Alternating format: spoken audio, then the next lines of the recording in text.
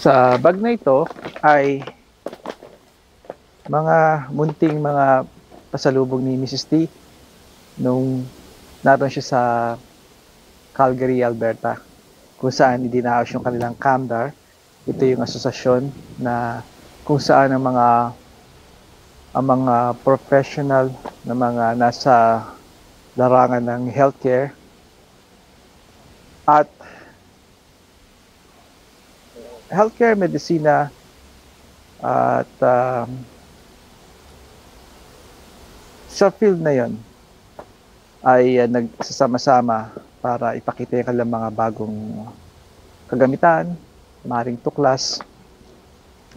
Ipapakita ko sa inyo yung website kung interesado kayo na malaman pa, kasi ang aking paliwanag ay hindi buo.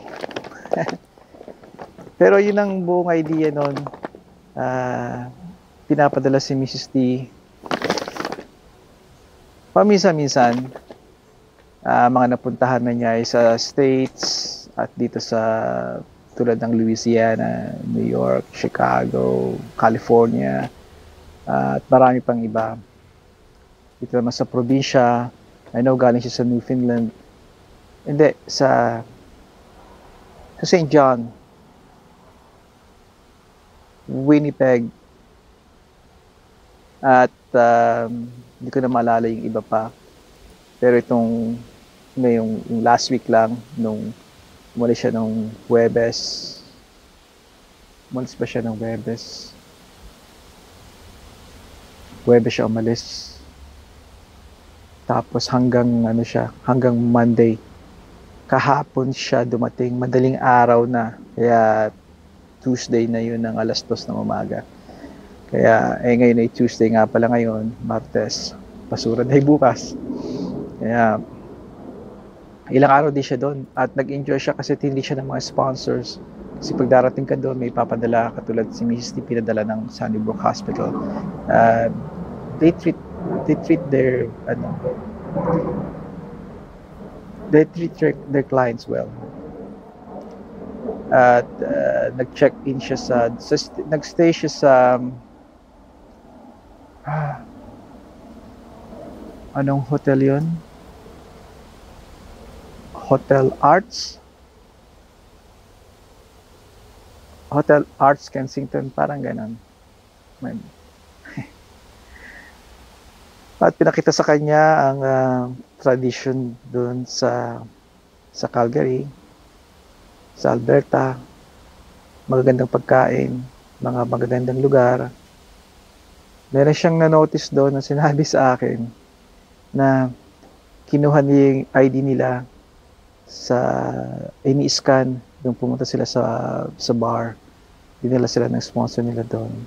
Tapos just in case na may manggulo ay sa kanya, nakalag yung mga tao doon. Sabi niya, that's interesting.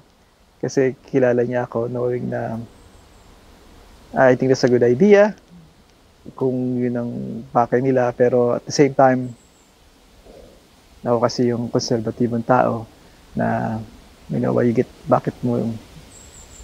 bakit ID para scan pa, makalag doon. I understand kung papakita mo yung ID sa entrance, gano'n. Pero I think hindi alam kung bakit isa sa mga maayos at tahimik ang Calgary, of course. Kung maghahanap ka talaga yun ng statistic ng krimen, you can always find saan mang pati ng mundo, kahit sa probinsya niyo sa Pilipinas. Pero naiintindihan niyo siguro yung sinasabi ko, di ba? Steak, napakasarap na steak doon. Sabi ko, yun ang Texas ng Canada, ng Alberta. At I believe yan ang lugar talaga ng isa sa mga paborito kong sinusubaybayan, si Jordan Peterson. I think he's originally from Alberta. Check him out, Jordan Peterson. Isa matagal ko nang pinapanood, pinapakinggan, at halos kung ano yung stance niya, lalo na sa politika ngayon, at kung saan papunta ang Canada. I believe that, and we have the same belief. And I don't think na lahat ng sinabi niya I believe, pero almost majority. And I don't think he's a conservative na katulad ko.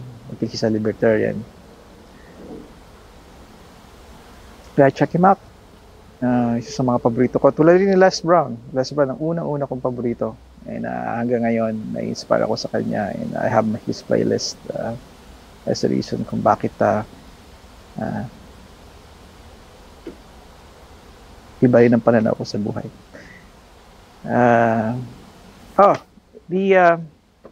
Ito habat ilagay na natin sa lamesa kasi nang makita ninyo. Okay.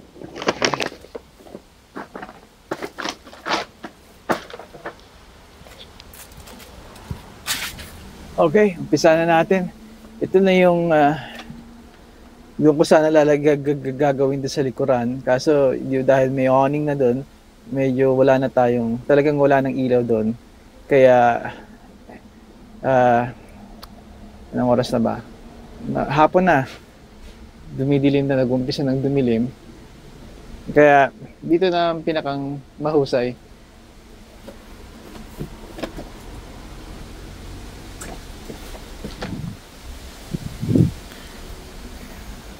Dito ko lalagay. Ang kanyang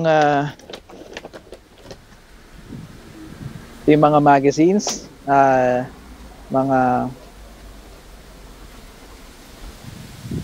ito yung sinasabi ko bago ko malimutan. Yan.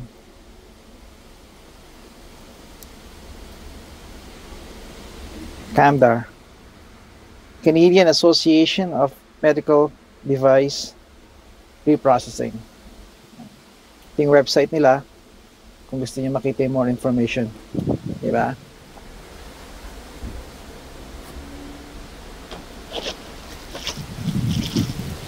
Pag nasa convention siya, humihingi siya nito, kasi parang ano yun nakarating na siguro yung iba sa inyo sa convention, halimbawa convention ng tulad ng napuntahan ko, lawn care. It's all about lawn care. Mga pantabas ng damo, mga pang-trim, even mga kung paano mapadali ang trabaho ninyo, ma-improve sa paggawa ng mga garden beds, pagkolekta ng mga damo, paghatak ng mga trailer, yung mga ganon. Dito naman sa CAMDAR na pinuntahan niya, syempre, it's all about healthcare. Kasama dito yung mga sanitizer. Ito, meron ako nito, marami kami nito. At nung nakakatulong ito, lalo na nito, ito kasi, kasi ito, flat siya. So, nilalagay niyo siya sa kanyang sa bulsa ng pantalon ninyo or polo. Ayan. Ayan.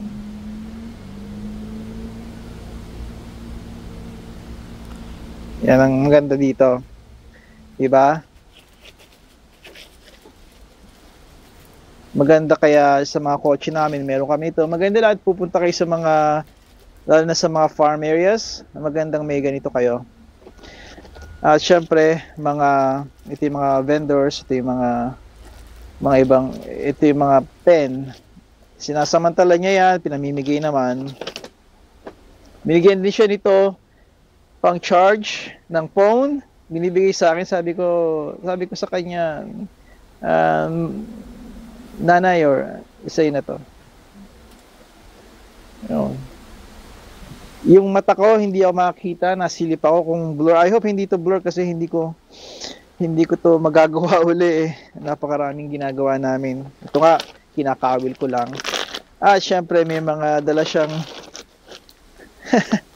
mga regalo. Ito yung mga pasalubong na siguro ito para sa kanya to. Dinala na niya.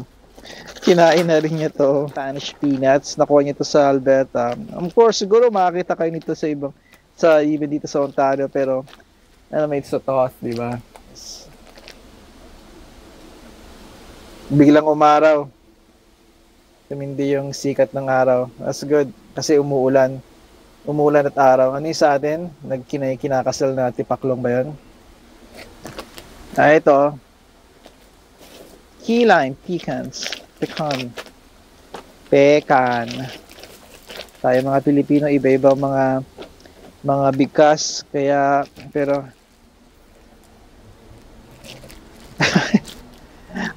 alam niyo ba ang Coffee Crisp ay Canadian, madalas makita to sa Canadian, I think Canadian product to eh. Ngayon, yung mga kakilala ko sa US na nakatikim nito, ito lagi hinahanap, lalo ng taong early 2000. Masayang-masaya yung may kilala ko na masayang-masaya nang binigyan ko ng isang pakete nito dahil hindi niya ito makita sa US. That was early 2000 yun. Naalala ko nung kita ko yung kagalakan ng kanyang mukha nung binigyan ko siya ng napakarami nito. Siguro ngayon available na yan ngayon sa mga market doon. Meron pang almonds, salted. Diba? Alright. At syempre, pag may mga maliit na stuffed toys, kumukuha siya. Maliit pa yung mga bata, binibigyan namin ng ito. May mga unggoy, may mga elepante. Tapos ito yung mga OR, KOR. Ito siguro yung kanyang kumpanya. Nakikita ninyo, KOR Services. Ngayon, ito ay K-Bro Linen Systems.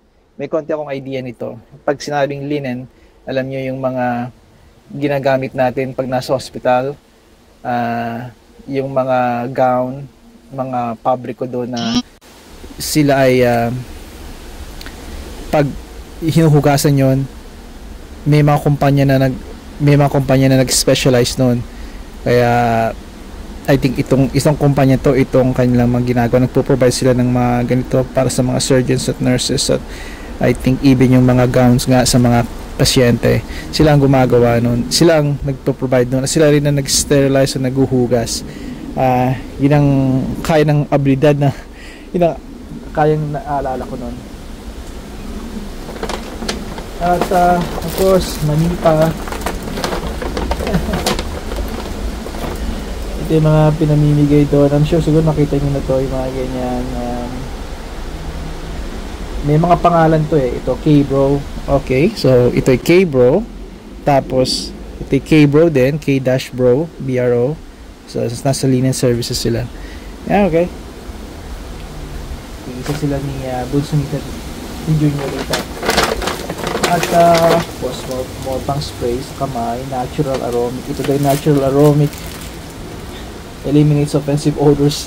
Ito yung pag magwa-washroom kayo, spray this para yung susunod hindi maamoy yung iniwan yung bomba ron. Siguro this will come in handy kapag nakiki-washroom kayo sa kaibigan at kung may party man at alam nyo may susunod ka agad, you can spray this at para naman ako nag-anunsyo nito. At ito, makakabilit kayo dito, gusto ko sa inyo, ay boom.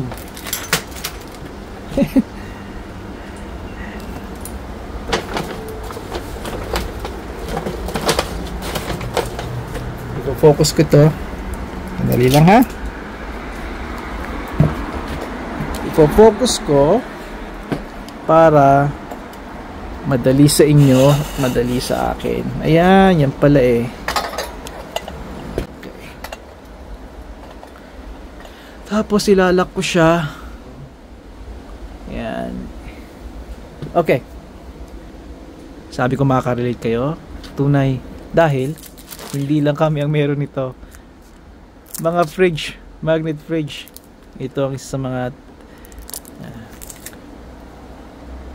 hindi pantay. Yan. Ito ang isa sa mga kaugalian natin pag nagta-travel tayo, kumuha tayo ng souvenirs, di ba? Ito ay sa itong Canadian Rockies band.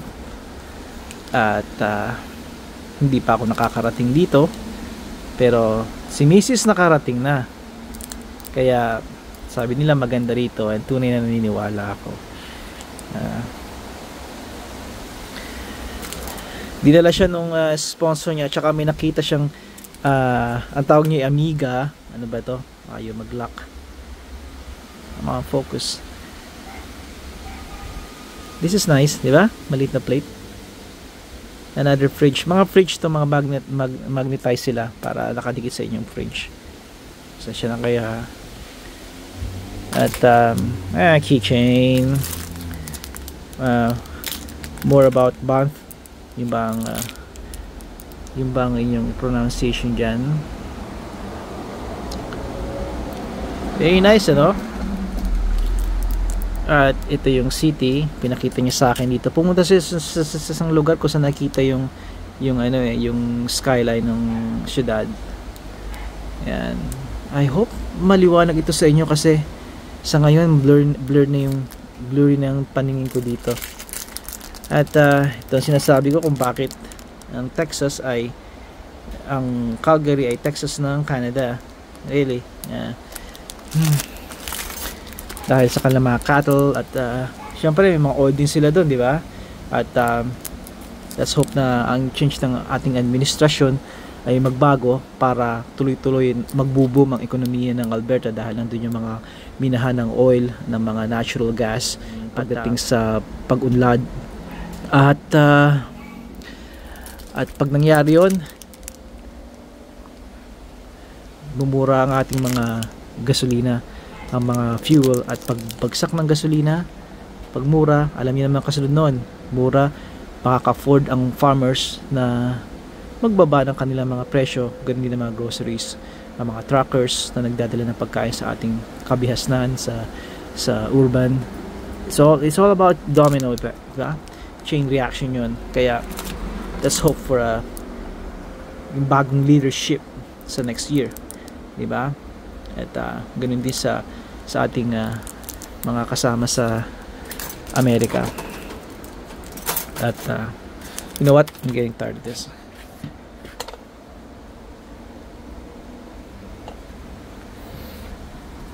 At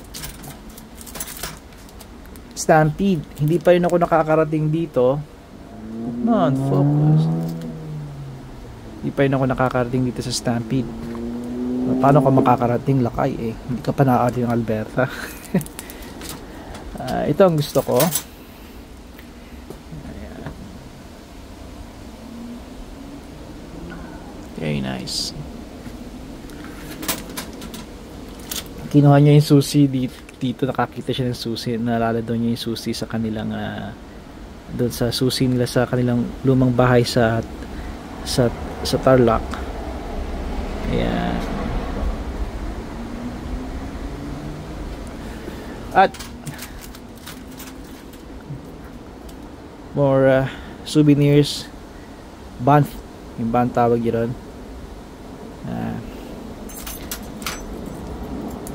At ito, tutuwa siya dito I think she's gonna keep this.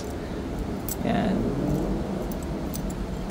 Napakarami daw Pilipino nakita niya. Sabi ko, hindi naman talagang puntahan ng mga Pilipino or punta yung kanilang pagland yung lugar na yon, kaya hindi nakakapag ito, dinala niya ito sa, naalala daw niya ako nung nakita niya ito, dinala niya ito sa chinek in niya to, at nung una nga niya nakita kailangan niyang mag-grab ito para sa akin. Alam niyang magugustuhan, maibigan ko to. Alam niyo ba kung ano to? Tayong mga Pilipino kilala sa paggamit ito, lalo pa kilala ang Batangas dito. Butterfly knife, di ba? Kung tawagin nila dito. Balisong, lanceta, 29 sa atin. Nung kabataan ko, ito ang lagi kong gamit, at isa sa mga ikwento ko sa inyo. Gusto ko i-share yun sa inyo.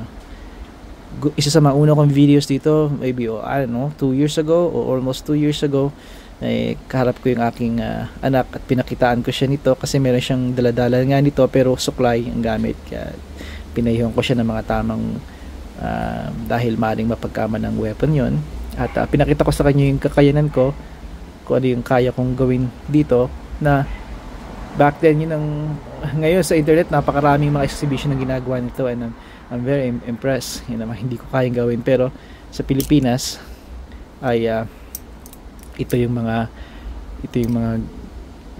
ginagawang Ito yung daladala ng mga iba. At Batangas kilala nga dito. Okay.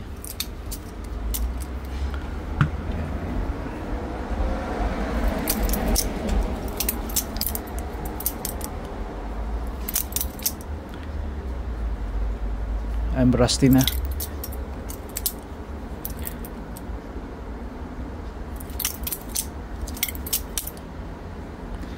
Mapapansin ninyo, kaya inalaw ito sa airport dahil hindi to pointy at hindi to matalas. Hindi to tunay na butterfly knife. Ito daw ay gamit sa mga taong gusto mag-practice ng kanilang mag-improve sa skill nila dito. Okay? May pagkaganit pa siya, pero pwedeng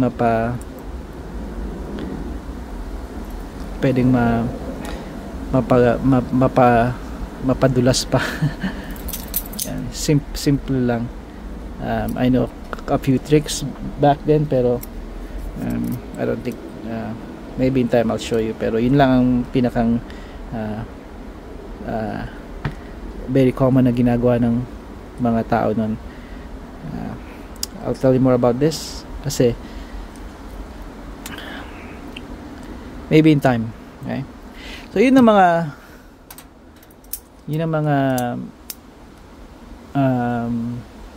come on, nagalit pa siya. Yun ang mga pinamili ni Mrs. T pasalubong sa amin. Of course, mayroon pang iba, pero ito yung gusto kong share sa inyo.